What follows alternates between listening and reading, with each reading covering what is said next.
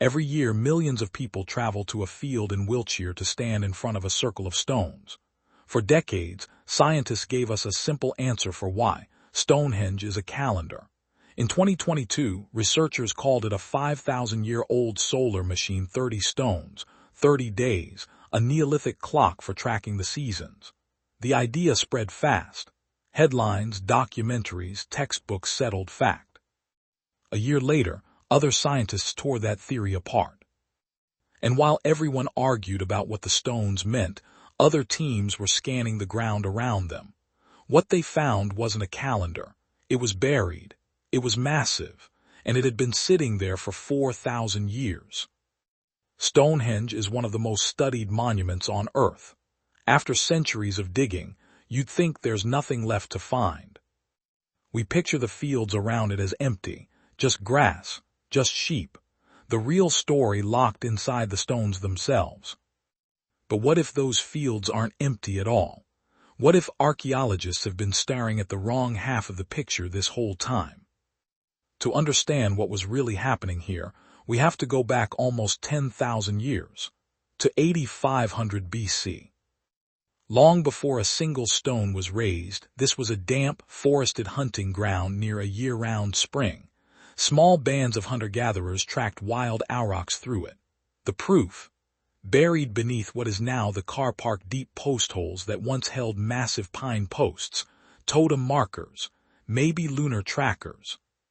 By 3500 BC, the first earthworks went up enclosures, long barrows, and a 2-mile ceremonial track called the cursus. All of this before a single sarsen stone existed. The landscape was already alive with ritual. And buried inside it was a clue that would take modern technology thousands of years to find.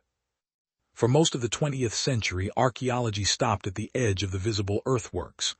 Beyond that line, just farmland, empty, unremarkable, or so everyone assumed. Then came the Stonehenge Hidden Landscapes project, a 4-year collaboration between British universities and Austria's Ludwig Boltzmann Institute. No digging, just scanning. Over 26 square kilometers of land surrounding the monument, mapped with non-invasive remote sensing. What they were looking for wasn't visible from the surface at all. It was buried beneath ordinary farm fields millions of tourists had driven past for decades without a second glance. They weren't searching for gold, or bones, or stone. They were searching for magnetism. Every time a Neolithic person dug a pit, dumped organic waste in a ditch, or burned timber, they permanently altered the magnetic signature of the soil. That signature survives for thousands of years, invisible to the eye, readable by the right instrument. So researchers built custom carts, fitted with arrays of up to 10 sensors, towed by quad bikes with real-time GPS. Slow, repetitive, grid by grid, up to 12 square kilometers of invisible data, one pass at a time. On top of that, ground-penetrating radar, pulses fired into the earth, echoes time to build 3D images of what lay beneath. Years of scanning. Then the results came back and they revealed something nobody expected. In 2020, archaeologist Vincent Gaffney found something the data shouldn't have shown. A massive ring of shafts surrounding Durrington walls just 2 miles from Stonehenge. Over 2 kilometers across, more than 3 square kilometers enclosed, the largest prehistoric structure ever found in Britain. At least 16 pits, each one up to 20 meters wide, nearly 7 meters deep. By the time the scans were done, this single discovery raised a question nobody had thought to ask. Here's why this caused such a stir. Archaeologists have a way of telling nature-made from human-made, and pits this size, 20 meters wide, 7 meters deep, arranged in a 2-kilometer circle, almost never occur naturally in chalk. Chalk bedrock can form sinkholes through erosion, so at first, several archaeologists and geologists pushed back. This was just a ring of natural depressions that happened to surround Durrington walls. Coincidence?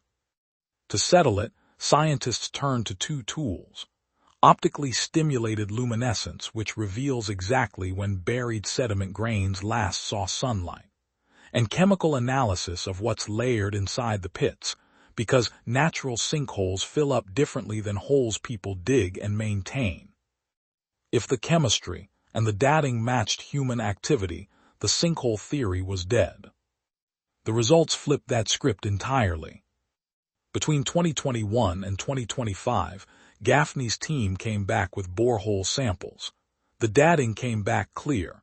These shafts were dug around 3000 to 2500 BC.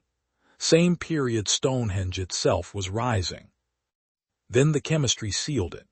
Using inductively coupled plasma analysis, researchers found highly structured patterns in the sediment patterns that don't occur in natural runoff.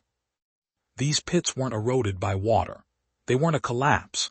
They were dug, used, and filled in by human hands over generations. The sinkhole theory, dead. What had been dismissed as a geological coincidence was, in fact, the largest prehistoric monument ever built in Britain, and it had been sitting there, unrecognized, for 4,000 years. So what was this giant ring actually for? Picture it as it once was, not a monument, an invisible fence, a vast circular boundary cut into the chalk marking the edge of sacred ground. No walls, no stones, just shafts. Inside that boundary, Durrington Walls, a sprawling timber settlement where the people who built Stonehenge actually lived, ate, and gathered. Scientists pulled ancient DNA from the silt at the bottom of the pits. It was packed with cattle and sheep, evidence of massive feasts. Then isotope analysis on over 130 pig teeth revealed something stranger.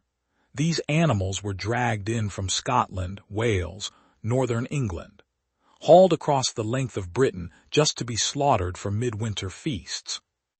One influential model splits this landscape in two: Durrington, built of wood, the world of the living; Stonehenge, built of stone, the world of the dead. Stonehenge went on to become one of the most famous structures on Earth. The pit circuit that once defined its boundary didn't survive the same way. It had been built to align with something even older, deliberately wrapping around the Larkhill enclosure, a sacred site already 1,000 years old when the shafts were dug.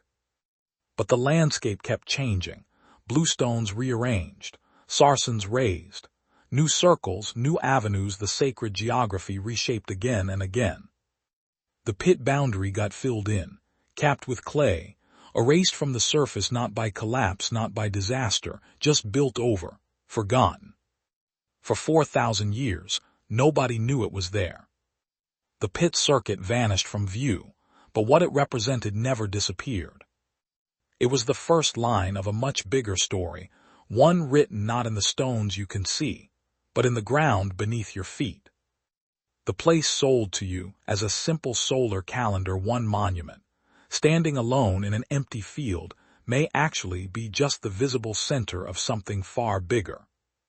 A landscape shaped and rewritten by human hands for thousands of years before the first stone was ever raised, and for thousands of years after. Thanks for watching. Please like, comments, and subscribe.